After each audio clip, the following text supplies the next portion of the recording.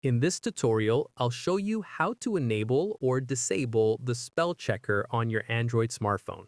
This works for Samsung Galaxy, Google Pixel, and most Android devices running the latest Android version. Let's get started.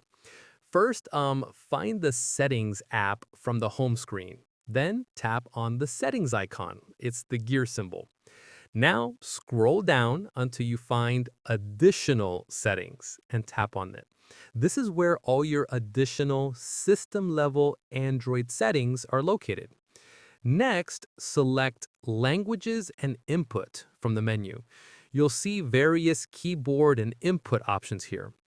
Under the Additional Keyboard Settings, look for Spell Checker and tap on it.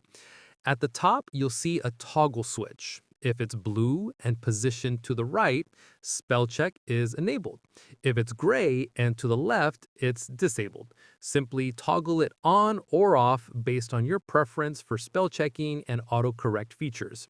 And that's it. You've successfully configured the spell checker settings on your Android phone. If this tutorial helped you, don't forget to like and subscribe to Net Nimble for more Android tips and tricks. Thanks for watching, and I'll see you in the next tutorial.